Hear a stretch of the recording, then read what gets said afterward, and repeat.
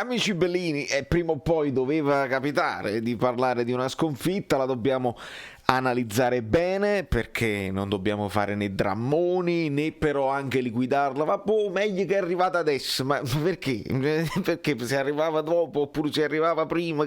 No, dobbiamo analizzarla bene, vediamo di fare prima post partita, lavagnetta, non lo so, capiamoci, ragioniamo. È un martedì pazzesco. Rumori incredibili, rumori. Allora, amici bellini, con calma, buongiorno, buonasera, buonanotte, dipende dai fusi orari. Benvenuto Salvatore Castaldo, grazie a tutti i nuovi iscritti, iscrivetevi al canale, lasciate un like di calma. Ecco, il famoso like, quello della calma assoluta, perché ci sono poi le varie tipologie del tifoso, no? C'è quello là che dice, no, me ne frega niente, forza Napoli sempre, dobbiamo sostenere fino alla fine. Però analizziamo, no? Che sosteniamo sempre, ma analizziamo anche. Oppure quello che dice, ecco qua, Serie B, dobbiamo fare i punti per la Serie B, non siamo buoni, e nemmeno va bene. Poi ci sta quello che deve fare sempre il confronto, se Gattuso si è impossessato di Spalletti, non mi convince, non mi trascinerete in questa cosa qua. Per quanto riguarda il post partita, Spalletti a me è sembrato un po', insomma, lui dice io non sono triste, sono dispiaciuto, bene o male Luciano, quello è, essere triste, essere dispiaciuto, stiamo lì, e insomma l'ha accusata secondo me Spalletti la sconfitta, e poi si potrà parlare delle responsabilità, ovviamente le possiamo distribuire, ma andiamo con ordine prima con le parole di Spalletti e di Koulibaly, perché poi ha parlato Koulibaly anche nell'intervista su Sky, che io non sono riuscito a trovare i video, ma ho letto che Koulibaly dice noi forse tenevamo già la testa alla prossima partita di domenica. Se questo è vero,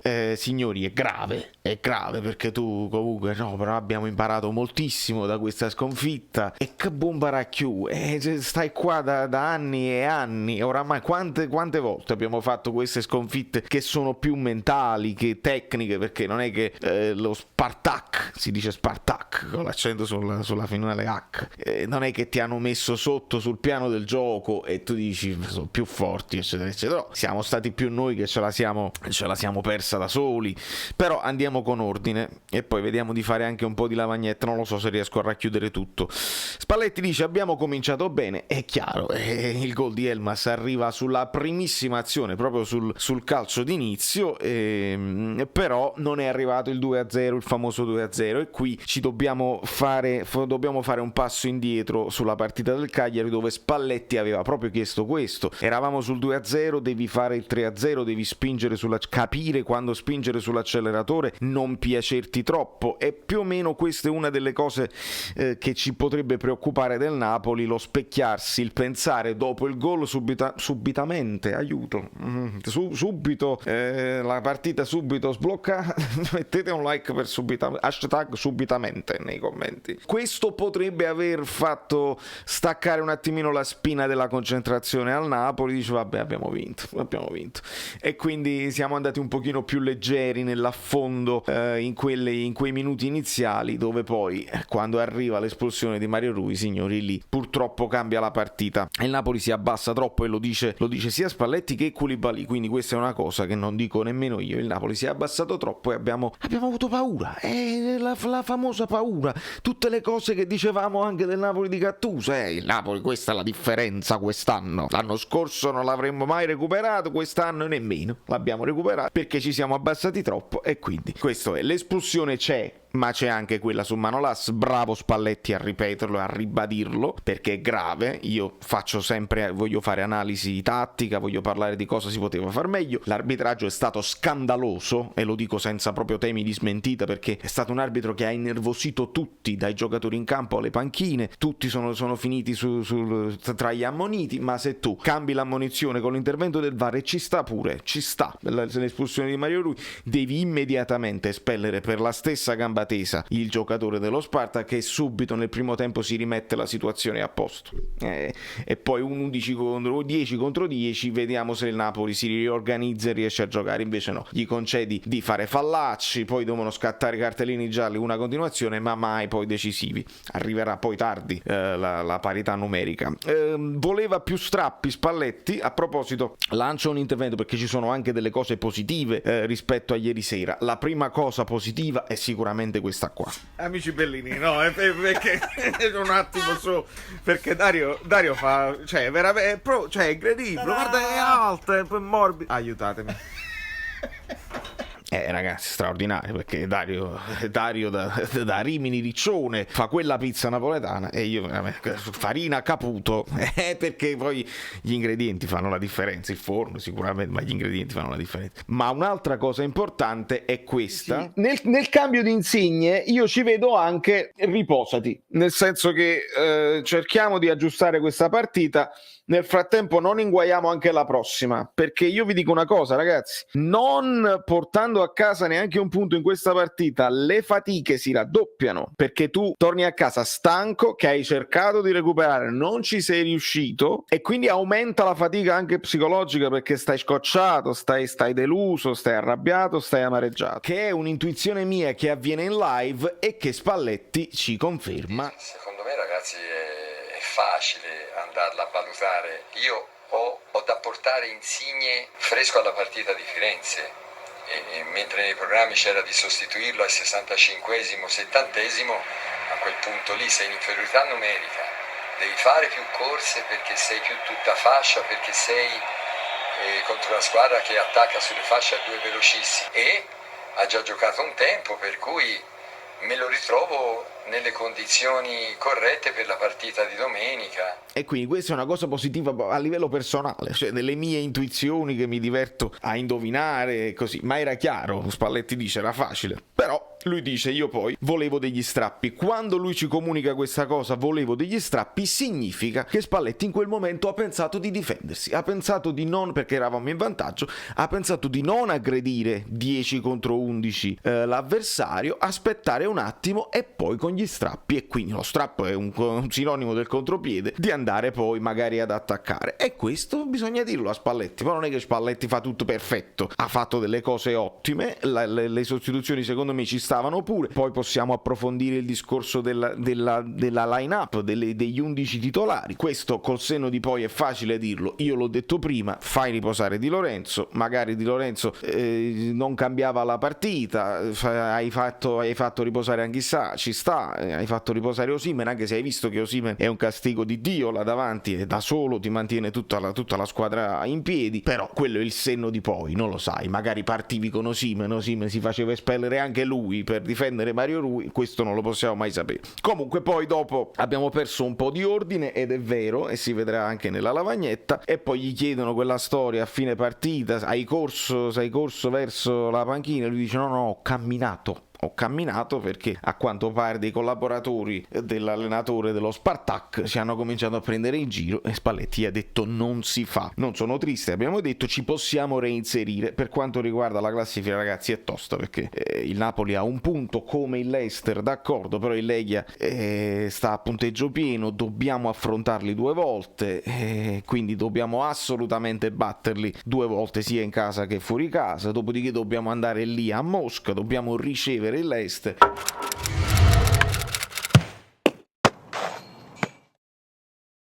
È veramente complicata in questo momento la situazione della qualificazione, ma noi dobbiamo vedere partita dopo partita, non dobbiamo proprio pensarci, perché più pensi, vedi, perché poi Koulibaly lo dice, se pensi troppo non pensi in campo, e poi ti può qualsiasi squadra, anche più scarsa tecnicamente, ti può fare, perché questo è il calcio, specialmente in Europa, ma anche in campionato. L'importanza dello Spartak, lui dice, perché gli hanno fatto la domanda, forse avete sottovalutato lo Spartak, Spalletti dice no, ma da cosa l'hai capito che l'abbiamo sottovalutato? Assolutamente assolutamente no. E qui mi ricollego forse alla mancanza anche dei giornalisti italiani, perché non ho capito, e se qualcuno l'ha capito me lo spiegasse nei commenti, perché nella conferenza di Spalletti tutta una serie di giornalisti russi, solo la presenza di Sport Rai, Sport Rai, e poi nessuno. Dove stanno tutti i giornalisti napoletani? Non si fanno domande, non le volete fare, non ho capito se è una questione della società, se i giornalisti, perché poi noi ci lamentiamo sempre, il Napoli snobba l'Europa League, la snobbano il Napoli, l'hanno snobbata anche i giornalisti che non vogliono fare domande, non lo so. Certo è che la snobbano anche i tifosi, perché non solo la questione dello stadio, di cui parlavamo anche con Guido Gentile ieri in live, stadio semivuoto, insomma le curve che sono in polemica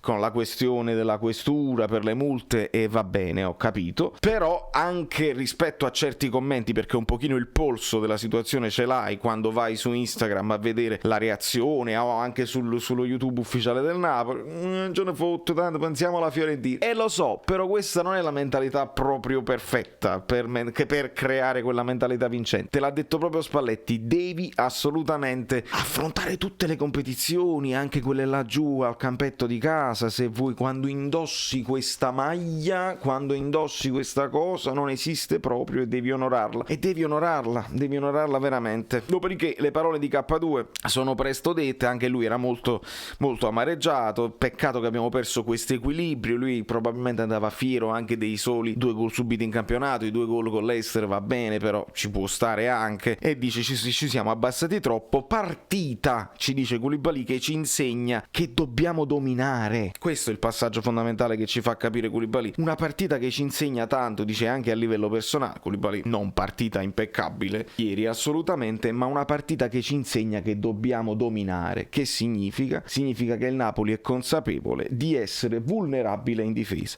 e qua io riparto dal discorso che abbiamo fatto a inizio anno, che con questo modulo e con questo tentativo di attacco in pressing alto quando perdiamo palla si crea quella voragine tra centrocampo e difesa, e lì è pericoloso. Quindi il Napoli è vulnerabile, come è vulnerabile quando si attacca sulla nostra sinistra, che Mario Rui sappiamo che è più vulnerabile in difesa, come è vulnerabile Di Lorenzo, perché Di Lorenzo noi lo difendiamo sempre, fa anche una partita importante a livello di attacco, perché si propone nel primo tempo, ha anche un'occasione importante, arriva al cross di testa, di piede, eccetera eccetera, ma in difesa, ragazzi, il secondo gol, vi propongo uno screenshot, anzi ve lo propongo subito, e mi dispiace tanto, ma guardate bene, vedete questo giocatore qui?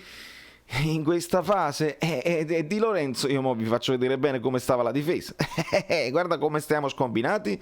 Koulibaly qua, Manolas qua, Malquit là e Di Lorenzo là. Di Lorenzo rompe la linea, ma non la rompe fino in fondo, rimane a metà, e quando quello fa lo scatto Di Lorenzo non lo può mai più recuperare. Di Lorenzo purtroppo non è esente da colpa nelle situazioni difensive, e stava sulla destra, quindi non diciamo la frase fatta Di Lorenzo a sinistra ha difficoltà, ma alle volte anche sulla destra. Quindi ragazzi, la questione terzino sinistro va benissimo, ma la questione terzino destro è ancora più importante, e dobbiamo affrontarla nel video prossimo, dove facciamo la lavagnetta, perché questo già è troppo lungo. Dominare, fare un gol in più. Ecco perché Spalletti parla di 3-0, ecco perché Koulibaly parla di dobbiamo essere più leoni, dobbiamo attaccare di più, dobbiamo stare con i piedi per terra, ma dobbiamo attaccare di più gli avversari, essere più dominanti, più aggressivi, perché altrimenti ti fanno lo scudetto fortissimi. Abbiamo visto i limiti, probabilmente tutti nella stessa partita, e quindi ne parliamo però con calma dei limiti, delle responsabilità e delle scelte nel prossimo video tra qualche ora della lavagnetta, perché non voglio accavalare le cose. L'importante, questo è il post partita, il post partita che riguarda un pochino Spalletti, un pochino Koulibaly. Questo è quello che ho trovato, se mi sono dimenticato qualcosa me lo fate sapere voi. Sicuramente è una partita che fa male, perché fa male, e prendere 3 gol in casa in Europa fa sempre male. Il messaggino dell'amico polacco è arrivato, mi ha fatto vedere, l'ho fatto bello lo screenshot della classifica dove il Legia sta alla grande, e quindi io ci rimango male, in italiano, napoletano, all'estero ci rimango male, perché adesso questi si atteggiano e non è proprio possibile, e noi perdiamo punti nel ranking e non va bene, perché il Napoli fa tanto per arrivare a questa situazione europea, e poi se non la affrontiamo come se fosse una finale tutte le partite, un po' di presunzione fa male. Speriamo che questa, essendo arrivata adesso con complementariamente alla sconfitta anche dell'Leicester, perché ci sta, perché le squadre piccole, la Superlega, solo le squadre grandi con le squadre grandi, invece no, le squadre piccole ti fanno le scarpe, ti fanno la sorpresa, ti fanno il trappolone e la siringhetta. Lo Sheriff contro il Real, lo Young Boys che batte il Manchester United, sono infiniti gli esempi, e tra gli esempi ci mettiamo anche Napoli-Spartak Mosca, perché è una partita che il Napoli ha steccato, al di là delle gravissime decisioni arbitrali, al di là delle scelte di Spalletti magari della formazione titolare, di chi mancava e di chi non mancava, o della sostituzione di Insigne, di cui parliamo nel prossimo video. Da New York, Valerio Fluido è momentaneamente tutto. Cominciate a farmi sapere che io mi faccio una bella dormita e poi con calma ci vediamo più tardi.